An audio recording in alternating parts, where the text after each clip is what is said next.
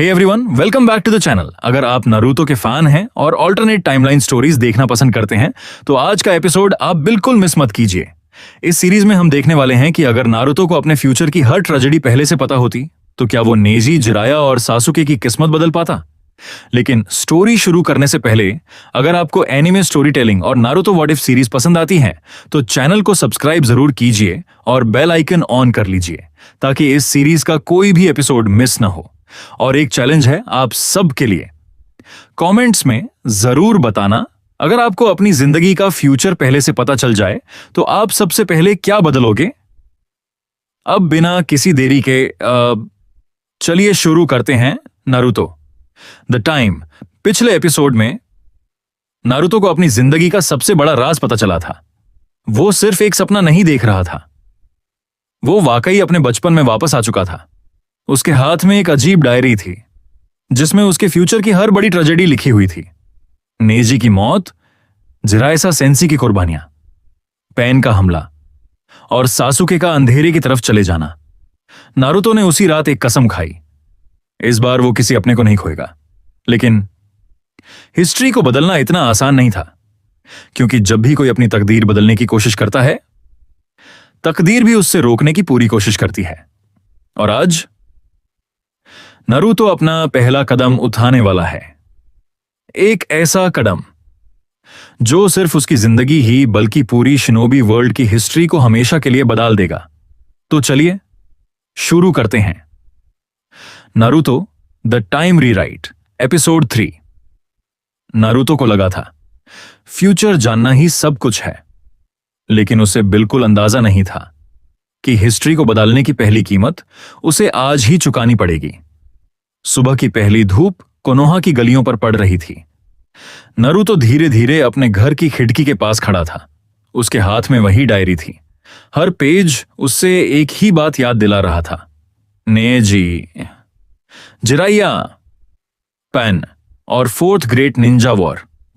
Naruto diary बंद करता है। उसकी आंखों में अब डर नहीं था, सिर्फ एक इरादा था, इस बार मैं सबको बचाऊंगा। वो घर से बाहर निकाल पड़ता है। हर कदम के साथ उसका कॉन्फिडेंस बढ़ता जा रहा था। एकेडमी के बाहर स्टूडेंट्स जमा हो रहे थे। नारुतो की नजर एक लड़के पर जाकर रुक गई, ससुके उचिहा। इस बार नारुतो उसे गुस्से से नहीं, दोस्ती की नजर से देख रहा था। उसे याद था फ्यूचर में ससुके कितना अकेला हो जाएगा। नारुतो धीरे से उसके पास जाता है। Good morning. ससुके हैरान हो जाता है। तुम ठीक हो? नारुतो बास मुस्कुरा देता है। बस आज कुछ अलग लग रहा है। ससुके बिना कुछ कहे चला जाता है, लेकिन उसके चेहरे पर पहली बार कंफ्यूजन था। नारुतो सोचता है ये सिर्फ शुरुआत है।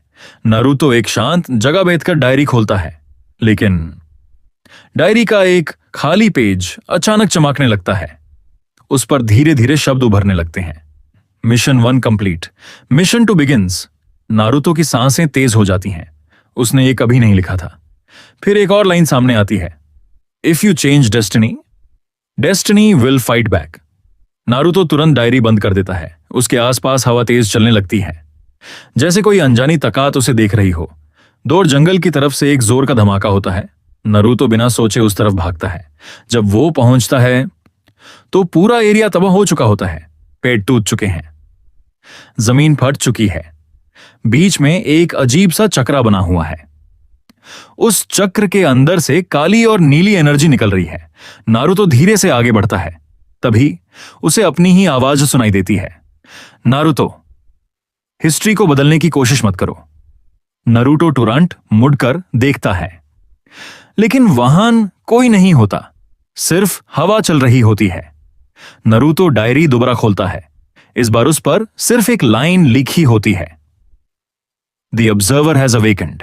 नारुतो समझ नहीं पाता ये ऑब्जर्वर कौन है। उसी वक्त उसके पीछे किसी के चलने की आवाज आती है। नारुतो धीरे से मुड़ता है, लेकिन स्क्रीन उस चेहरे को दिखाने से पहले ही ब्लैक हो जाती है। नैरेटर। नारुतो को लगा था कि वह सिर्फ अपना फ्यूचर बदल रहा है, लेकिन सच तो यह था उसने किसी और को भी जगा दिया था। आपके हिसाब से ये ऑब्जर्वर कौन हो सकता है? क्या यह नारुतो का फ्यूचर वर्जन है या कोई ऐसी ताकत जो टाइम को कंट्रोल करती है? अपनी थियरी कमेंट्स में जरूर बताना। और अगर आप देखना चाहते हैं कि नारुतो इस नए खतरे का सामना कैसे करेगा, तो चैनल को सब्सक्राइब करना मत भूलना और बेल आइकन जरूर ऑन कर लेना, क्योंकि अगले एपिसोड में नारुतो का सामना